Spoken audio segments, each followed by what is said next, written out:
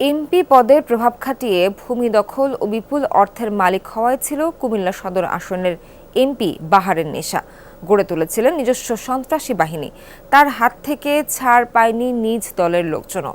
তবে হঠাৎ হাজার কোটি টাকার সম্পদ অর্জন দেখেও নীরব দুর্নীতি দমন কমিশন। ঢেলে সাজাবার তাগিদ সচেতন মহলের। নতুন লাক্স, যাতে আছে ভিটামিন সি ও ই, আমাকে দেয় দাগহীন উজ্জ্বলতা। কুমিল্লার মনোহরপুরের ব্যবসায়ী রাশেদুল হাসান রাসেল, সাবেক এমপি বাহারের নজর পড়েছিল শহরের প্রাণকেন্দ্র রাসেলের পৈতৃক এই দোকানগুলোর উপর। নামমাত্র দামে হস্তান্তরে রাজি না হওয়ায় বাহারের রোষানলে পড়তে হয় তাকে। পালিয়ে বেড়াতে হয়েছে 6টি বছর। আমার রিজিক, আমার চাচার রিজিক। আমার এনে স্টাফ কাজ করতো 12-13 জন 14 জন। আমি 4টা আন্তর্জাতিক মেলার উদ্যোগ ছিলাম। এনে আমি প্রায় 80 লক্ষ থেকে 1 কোটি টাকা ইনভেস্ট করছি। আমার সবগুলা ভিতরে রাখিয়া আমার তালা দিয়ে দেওয়া হয়েছে।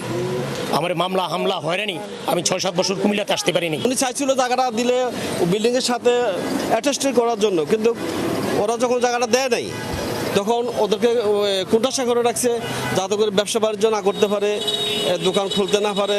বাহারের হাত থেকে রেহাই পায়নি নিজ দলের নেতাকর্মীরাও। আওয়ামী লীগের সাবেক নেতা আফজল খান প্রতিষ্ঠিত মডার্ন স্কুল 2015 সালে দখলে নেন তিনি। আওয়ামী লীগের এমপি হিসাবে এটার ক্ষমতার অপব্যবহার করে একটা নামে মাত্র তদন্ত দিয়ে এই বন্ধের মধ্যেই আমার মা হেডমিস্টার ছিলেন, ওনাকে বাতিল করে দিল, নিজে একটা কমিটি করে আনলো, করে এইটা দখল করে নিল। কুমিল্লা 6 আসনের সাবেক এমপি আকম বাহাউদ্দিন বাহার 2008 সালে প্রথমবার এমপি নির্বাচিত হন। স্থানীয়দের অভিযোগ, সে সময় ঋণের দায়ে মনোনয়ন বাতিল হতে বসা বাহারই 1.5 যুগের ব্যবধানে শত শত কোটি টাকার মালিক। ছিল নিজস্ব সন্ত্রাসী বাহিনী, প্রতিবাদ করলেই নেমে আসত অকথ্য নির্যাতন আর অত্যাচার। 2015 সালের 15 জানুয়ারি কান্দিরপাড় আমাকে অতর্কিত হামলা করে এবং আমাকে মেরে ফেলার হুমকি দেয়। এবং এই আকম বাহাউদ্দিন বাহার তিনি কোনো নিউজ করতে কোনো সাংবাদিককে দেয় নাই। আমি তো রাজনৈতিক লোক না, অন্যান্য দলের প্রতি ওরা দোষারোপ করার জন্য ওরা তেতাত্তরের দ্বারা সন্ত্রাসী কর্মকাণ্ড এখনও চালা যাচ্ছে। এই জন্য মানুষ এখনও ভয় পায়। উনি কুমিল্লায় ফিরে আসতে পারবে না, এই জিনিসটা মানুষ বিশ্বাস করে না। কারণ ওনার যে পেতাত্তারা, হ্যাঁ, ওরা তো বিভিন্ন পাড়া মহল্লায় এখনো রয়ে গেছে। উনি একটি মার্কেট করেছে সোনালী টাওয়ার। এখানেও উনি আমাদের জাতীয় পার্টির একজন প্রয়াত নেতা, তার জায়গা দখল করেছে, হিন্দুদের জায়গা দখল করেছে। ক্ষমতার অপব্যবহার করে নিজের মেয়েকে বানিয়েছিলেন সিটি কর্পোরেশনের মেয়র। বাপ বেটির অপশাসনে অতিষ্ঠ নগরবাসী। জেলা মহানগর সহ দলীয় হোক কিংবা প্রশাসন, সবখানেই বাহার পরিবারের দখল। নগর পরিবহন, ফুটপাত, ইজি বাইক, গার্মেন্টস, হাটবাজার, হাসপাতাল, ক্লিনিক, মসজিদ, মাদ্রাসা, স্কুল, কলেজ সবই বাহার সিন্ডিকেটের নিয়ন্ত্রণে।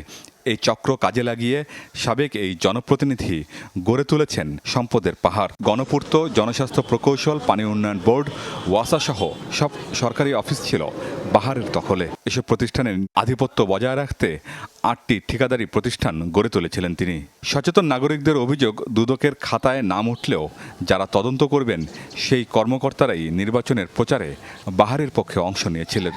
আমি ধরেন জিজ্ঞেস করলাম পাশে, আপনি ডিডি সাহেব না বা এডি না উপপরিচালক বাড়ি, উনি বলেছে আর আমি কি জানি মতিয়া চৌধুরীর বাগিনা। মানে ওরা এটা পছন্দ করতো। ওরা ডাইরেক্ট আমি দেখছি যে রাজনৈতিক ভোটের সময় ক্যাম্পিং করতো।